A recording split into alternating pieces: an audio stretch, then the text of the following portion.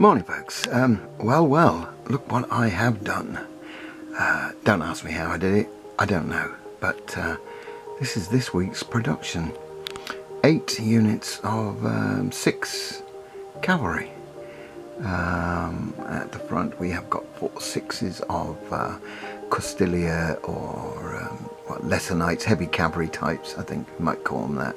So 6 squadrons, and then towards the back we have 2 squadrons of heavy knights and 2 squadrons of gendarmes. Yeah, so again, no idea how I managed all this, but I did. So I'll just pause this and we'll have a look at each unit as it is completed.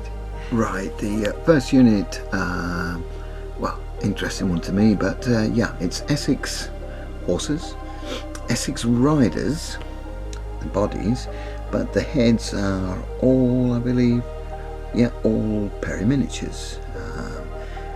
Quite easy to nip the Essex heads off and replace them with a more up-to-date, modern, and of the period Essex, isn't it? Perry miniatures head.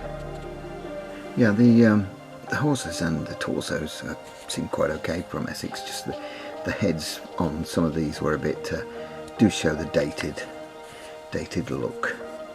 Right, next one. Okay, next one, again, Essex horses, Essex bodies, and some Essex heads which aren't too bad. The guy there on the left with the salad lifted up, but then a mixture of some with Perry heads and some with just Essex heads. Rear shot, again, they say Essex horses, Essex torsos, and a red and white livery.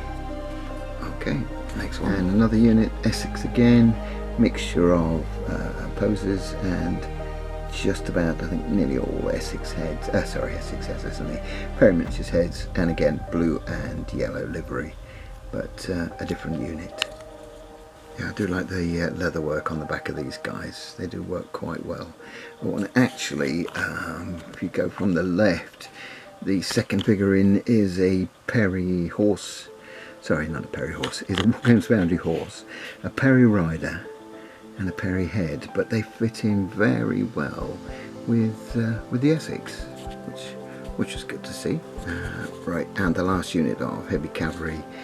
Again, these are War Cavalry horses, and Perry torsos and Perry miniatures heads. Come down a bit, you can see those. Yeah, well pleased with these. And then you can see the War Cavalry, the leatherwork on the horses showing up there. I think different styles. And again, this is a different red and white unit. Right, this is the first of the knights. Not a super heavy knight, probably an extra heavy knight, because they are the unbarded horses. Right, the horses are War Cavalry.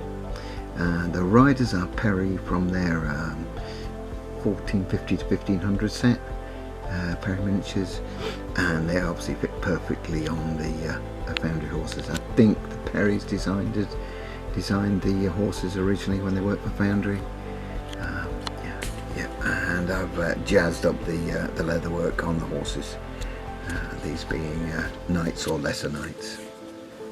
Okay, these are Essex horses, Essex torsos, but Perry miniatures knights heads. If that makes sense, yes. All fitted together very well. I'm well pleased with that. As I say, the Essex bodies are not too bad. It's just the heads that need bringing up to date. Yeah, and then you can see the horses. Not too bad on the horses. Some of the Essex horses are very nice. Yeah.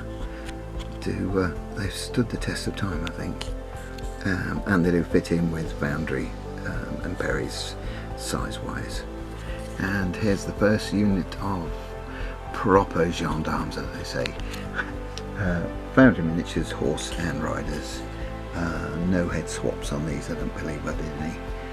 Oh, I'm lying to you, I did one head swap.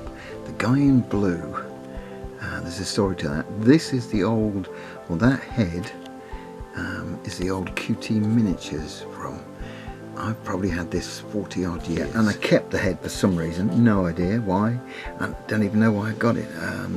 I've never done Renaissance before, but I did like the head, and if I can get into it, yeah, the plumes, if that shows up, yeah. So I've kept that, and obviously what I've done is taken the foundry head off and put this QT Miniatures head on. I think QTs have disappeared now, haven't they? Yeah, if I recall, QT Miniatures were sold and bought by somebody called Saber Miniatures, but yeah, they long since disappeared, and I presume all the moulds with them.